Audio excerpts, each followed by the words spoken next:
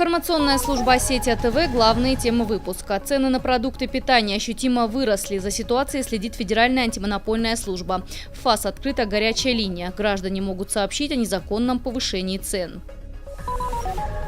Парковок для инвалидов во Владикавказе не так много, но занимают их зачастую с нарушениями. Делают это обычные водители. Вразумить автолюбителей попытались сотрудники ГИБДД. Итоги турнира по вольной борьбе имени Андиева подвели в Северной Осетии. Этот старт отборочный на первенство Северокавказского федерального округа среди молодежи, которое пройдет в середине февраля. Эти и другие темы далее подробно. С чем связано повышение цен на продукты питания? Первые ли это отголоски кризиса или сезонная статистика? Ситуацию под свой контроль взяли в управлении Федеральной антимонопольной службы Северной Осетии. ФАС открыла горячую линию. Жители республики могут сообщать о фактах повышения цен на социально значимые продукты питания по телефону 54 52 52. В настоящее время ведется мониторинг хозсубъектов, которые занимаются мелкооптовой торговлей. И если рост цен окажется необоснованным, то предприятию может грозить штраф. По каждому виду продукта есть своя динамика. То есть какой-то продукт дорожает больше, какой-то продукт меньше. Есть продукты, которые наоборот упали в цене у нас. То есть те продукты, которые носят сезонный характер, они повышались. На сегодняшний день у нас было зафиксировано увеличение и в оптовом звене. То есть те предприятия, которые производили продукцию, они увеличили стоимость. Также есть предприятия, которые, допустим, уже непосредственно в торговой сети повышали стоимость. Мы сейчас как раз-таки проводим работу по выявлению необоснованного роста, и, как я уже говорил, в случае установления этого будем принимать соответствующие меры. На сегодняшний день Североостинская УФАС ни разу не возбуждала уголовных дел по причине отсутствия монополиста на внутреннем рынке. По результатам мониторинга хозсубъектов и поступающих жалоб управлением службы в ближайшее время будут предприняты меры антимонопольного характера. Фатима Макиева, Заур Цеов, Осетия ТВ.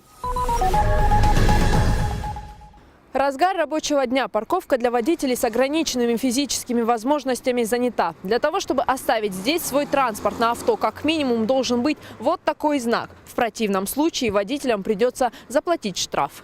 В борьбу за права инвалидов вступили сотрудники ГИБДД. Сегодня они должны выявить тех водителей, кто занимает чужое парковочное место. На помощь полицейским пришли работники Общероссийского народного фронта Северной Осетии. Эта организация уже несколько лет следит за тем, как в республике реализовывается государственная программа «Доступная среда».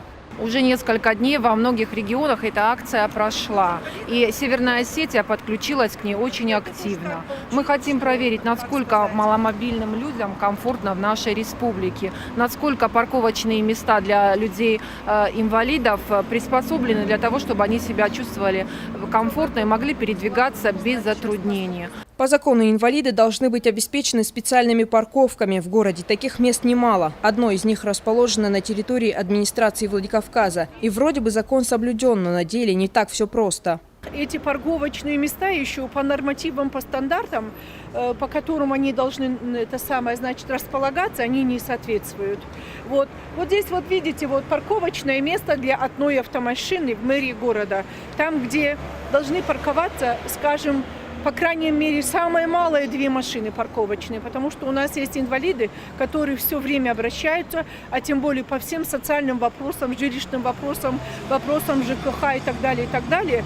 Это самое такое место, куда инвалиды часто приходят и обращаются. Эти же недостатки присущи и для других парковочных мест. Может быть, именно поэтому водители мало обращают внимание на знаки и ставят свой транспорт в неположенном месте. Сотрудники ГИБДД во время патрулирования стараются не упускать нарушения и привлекают автолюбителей к ответственности. Однако оштрафовать водителя дело не быстрое. По правилам, машина должна простоять в неположенном месте больше 5 минут. Все это время сотрудники госавтоинспекции дежурят возле автотранспорта. И как только водитель вернется, ему выпишут штраф размером от 3 до 5 тысяч рублей. Но несмотря на такую сумму, нарушителей меньше не становится. Земфира Лолаева, Фатима Макиева, Алан Гасанов, Осетия ТВ. Молодые исследователи республики удостоены президентской премии. Работа Елены Ремизовой стала лучшей. Свои научные труды девушка посвятила выявлению лидерских качеств у молодежи.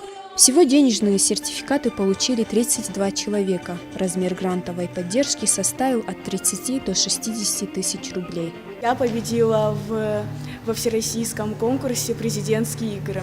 Это лидерская программа по выявлению лидерских качеств. Ну, конечно же, я записалась участвовать туда, но там было еще много других конкурсантов, поэтому я даже не подозревала, что можно, и это вообще возможно, что я выиграю в этом конкурсе. И, конечно же, когда объявили мое имя и фамилию и первое место, для меня это был такой праздник. Я сначала даже просто сидела и не смогла подняться. На сцене Республиканского дворца молодежи поздравили и победителей ежегодного конкурса «Ступень в науку». Юных исследователей наградили дипломами и грамотами. Конкурс проводится уже 12-й раз по разным номинациям, и с каждым годом количество участников возрастает. В основном преобладали работы по математике, истории, биологии, лингвистике, химии и медицине. В конкурсе «Ступень в науку» приняли участие около 300 ребят разных возрастов. Самые яркие проекты отправятся на всероссийские конкурсы «Национальные достояния России» и «Первые шаги в науку». Тинатин Музашвили, Фатима Макиева, Михаил Безуглов, Осетия ТВ.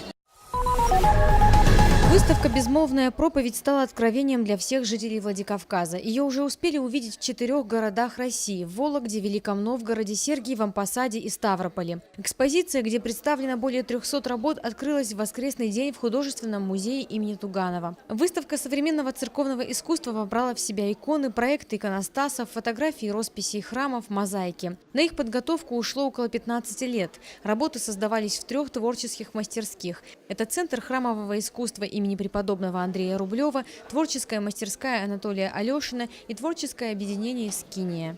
Художники пытались выработать такой язык, который максимально адекватно бы отображал какие-то богословские истины, отображал чисто вот такие церковные понятия, как любовь, вера, красота. И на протяжении нескольких столетий, а даже более того, уже теперь 2000-летий, этот язык постоянно развивался. Мне очень нравится, что вот выставка здесь сейчас открывается, и вот люди Осетии, люди Владикавказа так тепло нас приняли, и если им это понравится, я буду совершенно счастлив. С первых дней своего существования христианская церковь обращается к иконописи. Православная вера хранит в чистоте и святости священные писания и предания. От апостольской церкви она переняла образа. В Ветхом Завете они были запрещены, но в Новом Завете даруется откровение, что Господь – Бога-человек. И здесь иконы и образа уже были в употреблении. О чем говорит икона, понять дано не каждому. Икона – это книга, которая говорит о Боге, о святости, говорит о чистоте, высоте, глубине, широте духовного видения, духовного знания. География работ весьма обширна. Москва, Петербург, Сибирь, Украина, Дальний Восток, Кавказ, Германия, Италия, Испания. Наш земляк Самсон Марзоев стал одним из вдохновителей выставки «Безмолвная проповедь» во Владикавказе. Он параллельно состоит в 2 иконописных школах. Его работы представлены в нескольких залах. Для меня наиболее близким проектом является вот проект Поклонного креста, который вот вы здесь видите. Вот. Я провел, наверное, только работу с резьбой над этим проектом где-то в течение 4 месяцев. Резьбой по мелкой пластике. Вот. И вложил в него немало идей и богословских, и творческих, чисто художественных. Выставка является совместным проектом иконописной школы при Московской духовной академии, творческих мастерских преподавателей и выпускников школы и миссионерского отдела Владикавказской епархии. Украсили вечер выступления детей и взрослых, звучали песнопения на русском и осетинском, порадовали национальные танцы. Залина Губурова, Алан Гасанов, Осетия. Во Дворце спорта «Манеж» подвели итоги первенства по вольной борьбе среди юниоров в памяти заслуженного тренера Советского Союза Сергея Андиева. В течение 2 дней на ковер выходили как дебютанты, так и опытные спортсмены. Этот старт отборочный на первенство СКФО среди молодежи, которое пройдет в середине февраля. Поэтому все участники горели желанием успеха. Уровень подготовки у ребят, я думаю, очень приличный. Не все, конечно, выступают, кто-то из-за травмы, кто-то... Но в целом команда хорошая, молодежь у нас растет, очень такая перспективная. Так что будем ждать. Скоро первенство Северокавказского федерального округа, здесь отбор. Я думаю, что и там мы выступим достойно. Сергей Андиев боролся в тяжелом весе, входил в составы сборных России и Советского Союза, трижды выигрывал чемпионаты РСФСР. Трое братьев Андиевых добились больших побед как на ковре, так и после завершения спортивной карьеры. Они занимались подготовкой молодежи.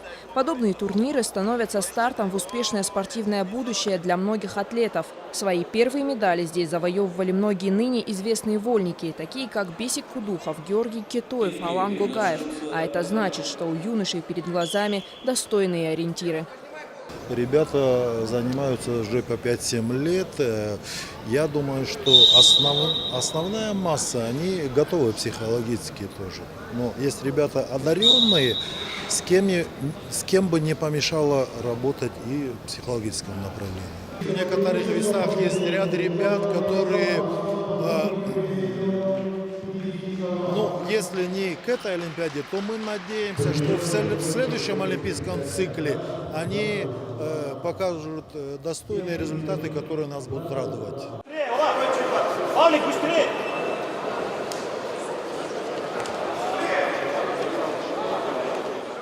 Захватывающие поединки, эмоции наставников и поддержка болельщиков. В соревнованиях приняли участие более 200 спортсменов. Они боролись за победу в 8 весовых категориях. Схватки проходили напряженно. Не обошлось без выяснения спорных моментов при помощи жребия и видеоповторов. В весовой категории до 55 килограммов золото удалось отстоять Азамату Кайтукову.